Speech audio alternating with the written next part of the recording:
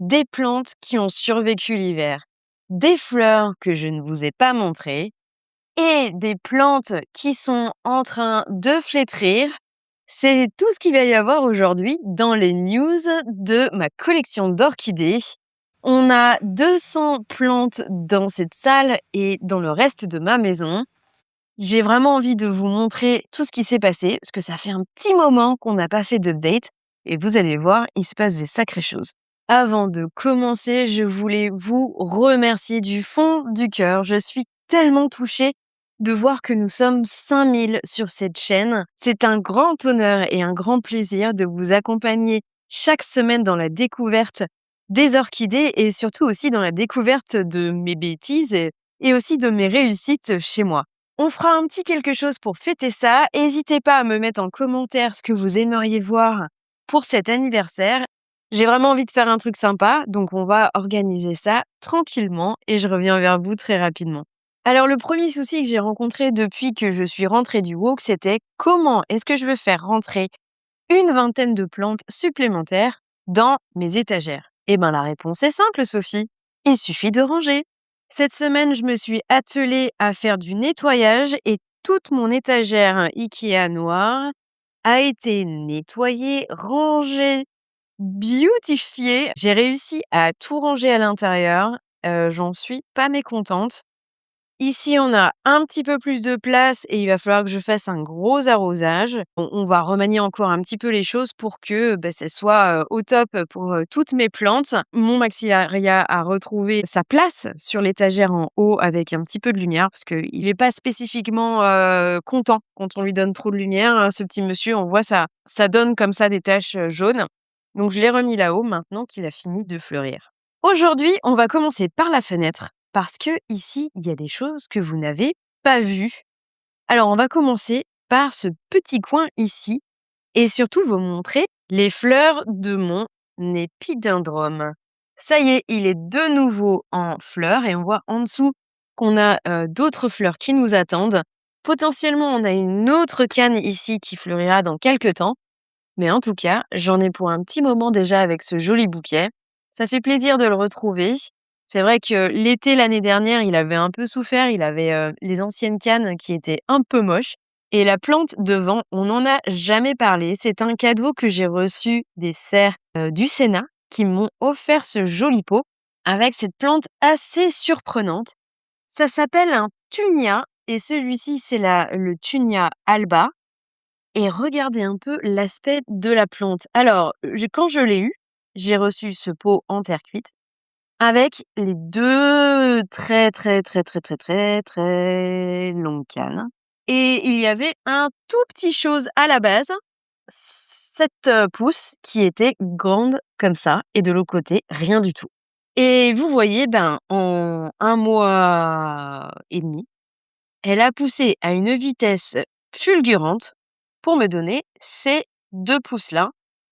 Et normalement, les cannes de cette plante, elles peuvent atteindre jusqu'à 2 mètres de haut. Alors, je prétends pas que dans mon environnement, elle arrive à cette taille, puisque, on va pas se mentir, j'ai quand même pas un environnement optimum pour que les plantes se développent de façon incroyable. Mais si tout va bien, je vais certainement avoir des fleurs cette année. Et ces fleurs, elles sont magnifiques. Elles ressemblent à des fleurs de Sobralia, si vous connaissez, des grandes fleurs blanches. Donc, on a vraiment, vraiment hâte de voir ce que ça va donner. C'est vraiment une plante surprenante que j'avais jamais vue avant. Comme vous voyez, ça fait vraiment des pousses avec des petites liquettes, toutes mignonnes, on dirait des petits gilets. Moi, ça me plaît drôlement. Et cette plante, elle m'a un peu subjuguée quand je l'ai découverte dans les serres du Sénat. Et Christophe m'a gentiment offert cette plante. Je le remercie encore, c'est vraiment un grand bonheur d'avoir ça chez moi. Ici, nous avons mon Cattleya Zip. Et vous voyez ce que je vois? Finalement, il a décidé de fleurir. Je ne sais pas si vous vous souvenez, mais on en a parlé un petit peu les dernières fois. Et il n'avait pas décidé de fleurir depuis un petit moment, en fait, depuis que je l'ai acheté. Donc, il a skippé 1 an. Et aujourd'hui, il fleurit et donc on en a reparlé avec Anna de La Belle Étoile, c'est là où j'avais acheté la plante et probablement, c'est le fait d'avoir ajouté des lampes. La lumière a bien déclenché la floraison. Donc aujourd'hui, on a 2 hampes qui se développent avec de très nombreux boutons. on voit à travers, le spat que, là, nous avons une troisième hampe qui se développe aussi. Ça va être un très joli spectacle, au mois de juin, comme la première fois, en fait, quand j'ai acheté, la plante. C'était au mois de juin où elle était en fleurs, donc ça fait plutôt sens. On est sur le même timing. Qu'est-ce que j'ai d'autre à vous montrer? Bien sûr, mon Miltoniopsis qui est en fleurs et qui offre un parfum délicieux, sucré, magnifique. J'ai 4 fleurs géantissimes sur cette plante. C'est vraiment super sympa et alors lui, il, approuve complètement et absolument le substrat, si botanique pour les orchidées. Il s'y plaît vraiment. On a un bulbe qui est beaucoup plus gros que les précédents, un substrat que je vais garder, hein, pour ces Miltoniopsis, si ça fonctionne très bien. Ici, on a un autre petit nouveau qui, m'a été, très généreusement donné par le jardin des plantes, de Nantes et c'est un Cymbidium. Alors pourquoi est-ce que ce Cymbidium est à l'intérieur? Parce que c'est un Cymbidium chaud. Je ne sais pas si vous saviez, mais on a différents types de Cymbidium, ceux qui vivent dans les climats froids, donc qui viennent de l'Himalaya par exemple, et ceux qui viennent des climats chauds et celui-ci, eh bien, c'est un climat chaud. Cette plante au jardin des plantes est absolument massive. Elle a des, énormes racines et des énormes feuilles puisque vous voyez, c'est quand même une grosse bête. Par contre ma division, eh bien, elle a pas beaucoup de racines viables donc j'espère vraiment que, elle va développer des nouvelles racines et des nouveaux bulbes. Pour l'instant, je le garde à l'intérieur et j'attends, des températures plus clémentes pour le mettre dans mon jardin avec les autres. Je ne peux pas m'empêcher de vous montrer, mes petites représentantes à côté de mon, fauteuil. Donc là, j'ai le Pinocchio alba qui est au taquet. Pour vous dire, c'est quand même la première fois que la plante a suffisamment de force pour me faire 3 fleurs à la fois et développer une quatrième qui est, en train de sortir là. Franchement maintenant, 3 fleurs, c'est sans problème et j'en suis ravie. Après bon, on voit que la plante elle est quand même bien dodue, elle a beaucoup, d'éventail, donc elle va très bien. Il aurait fallu que je la rempote cette année, mais je crois que, on va skipper encore une fois tant que c'est possible parce que, j'ai pas envie de couper la floraison, dans son élan et puis à côté, un petit Masdevallia chaud qui est le Masdevallia minuta que j'ai récupéré au mois de novembre à la bourse de la et je sais pas si vous vous rendez vraiment compte parce que je l'ai montré plusieurs fois, mais quand même pas, énormément. Mais cette plante, elle a vraiment fait énormément de feuilles depuis qu'elle est chez moi. Et quand je dis énormément, je pense que, il y a un tiers de plus de feuilles que quand je l'ai eue, en fait. C'est, assez incroyable et regardez le petit nouveau, dans la salle, c'est lui! C'est finalement le Levois, 6 litres que j'ai acheté et ça fonctionne du tonnerre. Alors c'est, dirigé par une application sur mon téléphone. J'ai set-up l'appareil à 70 donc à chaque fois que l'humidité tombe, eh bien, il renvoie de l'air, hein, pour qu'on atteigne de nouveau 70. Alors pourquoi 70? Normalement, c'est, le pourcentage idéal pour les plantes, tropicales vraiment. Moi, je voulais avoir 65 mais mon souci, c'est que, ça n'a pas l'air d'atteindre, toute la pièce, uniformément. Donc j'ai mis 70 pour avoir un petit peu plus d'humidité à l'autre bout de la pièce et être tranquille. Ça fait vraiment pas longtemps que je l'ai, donc je vais, faire plusieurs tests pour voir comment ça se passe. OK, alors passons au mur végétal. Alors déjà deux trois petites choses, qui, me rendaient un petit peu triste. La première, c'est, l'état de mon, mini-marc.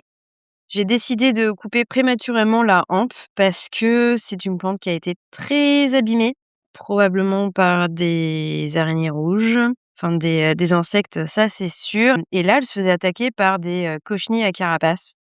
Donc j'ai décidé de couper, la hampe et d'essayer de laisser tranquille, cette plante et de faire ultra attention, sur tous les insectes qui peuvent l'attaquer. Parce que franchement, elle est vraiment moche, moche, moche. Alors si elle arrive à faire des nouvelles feuilles, bon, on sera OK. Jusque-là, il faut que ça tienne. Il faut pas que les feuilles, jaunissent et tombent, une par une. On verra ça. Une deuxième chose qui m'a rendue un petit peu triste, c'est de voir que mon Liodoro était encore attaquée par des cochenilles à carapace. Je crois que j'ai une petite infestation qui commençait à se développer, donc j'ai tout nettoyé, j'ai bien fait attention. J'ai encore une fleur qui est en train de s'ouvrir, doucement mais sûrement. Mais c'est une petite plante qui a été encore fragilisée. Donc elle a réussi à faire une fleur, mais j'attends pas grand-chose d'elle. J'aimerais bien qu'elle fasse des nouvelles feuilles parce que comme vous voyez, celles du dessous, elles ont un peu souffert à cause de cette infestation. Donc je la regarde aussi, très souvent pour, essayer de pallier à chaque fois qu'il y a une nouvelle bébête.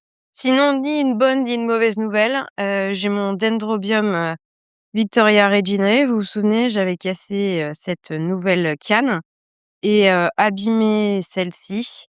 Pour l'instant, la plante ne fait rien. Pareil, je lui donne à boire, je fais ce qu'il faut, mais pour l'instant, il se passe rien, donc j'espère vraiment qu'elle va redévelopper une nouvelle canne. Côté des bonnes nouvelles, on a toujours mon, croisement Joshua Irwin avec Manny qui est en full, floraison. Il n'arrête pas, il est incroyable. On a 2 hampes qui donnent des fleurs les unes après les autres, donc ça, c'est super. Et puis on a 2 Paphiopedilum qui ont décidé de fleurir. Donc le Curtitsi, qui est en train de faire une fleur qui est énorme. Je vous laisse regarder par rapport à la taille de ma main. Cette fleur va être vraiment super. Et un autre, je vous emmène ici, qui a décidé de fleurir sur 2 éventails. C'est celui-là et c'est le Lunatum et un deuxième bouton à l'intérieur, de, cet éventail-là. Donc double fleur sur un Paphiopedilum, pour moi, c'est une première et c'est le Esquilorei que j'avais acheté. Donc je vous avais dit que j'avais fait un petit, boubou en le mettant, dans ma valise à côté d'une chaufferette et il a vraiment beaucoup souffert. Alors, il y a encore un éventail qui, est vert, donc il y a espoir.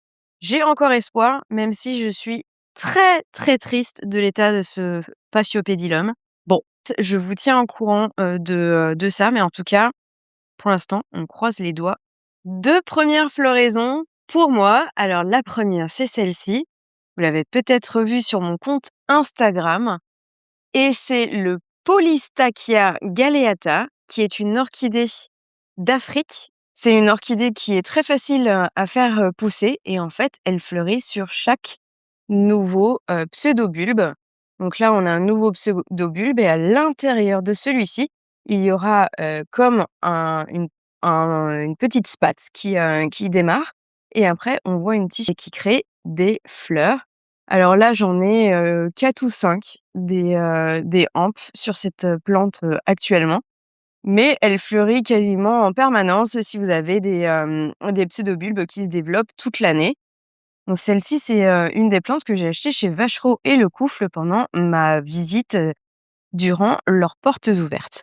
Petit aparté, si vous aimez avoir des nouvelles de ma collection plus régulièrement, eh bien je vous invite à vous abonner à la chaîne payante. Il y a toute une partie de la chaîne que vous ne voyez pas et elle est dédiée aux abonnés premium.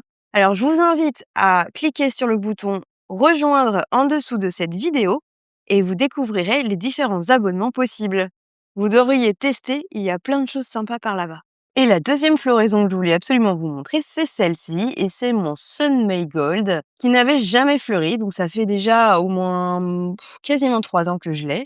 Comme on voit, c'est une jolie touffe. Je l'avais eu en jeune plante et il fleurissait pas. Mais grâce à mes nouvelles rampes de LED que j'ai installées sur mon étagère à Cattleya, il a fleuri directement. Donc en quelques semaines, ça a été ultra rapide.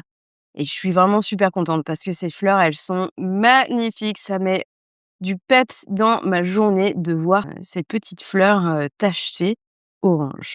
En fait, j'ai une troisième floraison à vous montrer parce que j'avais complètement oublié, mais c'est vrai que je ne vous l'ai pas présenté. Et c'est mon Cattleya Crystal Smith qui se cache parmi les branches. Et là, voici une jolie petite fleur avec un label jaune et des pétales roses. Elle est vraiment, ultra mignonne et j'avoue que, je suis vraiment pas du tout déçue. J'avais vu plein de photos qui m'avaient attirée, mais en réalité, elle est aussi belle que sur les images. Encore une fois, cette plante, elle a décidé, de se mettre à fleurir au moment où je l'ai mis aussi sur cette étagère avec, plus de LED. Ça aide vraiment, mes cattleya. Ici, on a mon, Leila Alori qui fleurit toujours, mais lui, les lampes, ça l'a pas vraiment, changé. D'ailleurs, je pense qu'il est, pas trop friand d'être, en direct sous les lampes, parce qu'on voit que ça donne des petites taches, violacées sur ses nouvelles feuilles. Donc je l'ai mis un peu en extrémité de l'étagère pour, éviter qu'il ait trop de lumière. Je pourrais vous parler pendant quelques heures de mes 200 plantes parce qu'au final, maintenant, il y en a tellement qu'on pourrait y passer un petit moment à faire, les news de cette collection. Mais je pense que vous avez eu vraiment les informations les plus importantes et puis voilà. Donc c'est tout pour aujourd'hui, on va s'arrêter là et puis, je vous dis à très bientôt pour de nouvelles aventures. On va parler très bientôt terrarium et j'ai vraiment hâte de me plonger dans le sujet. Allez, salut!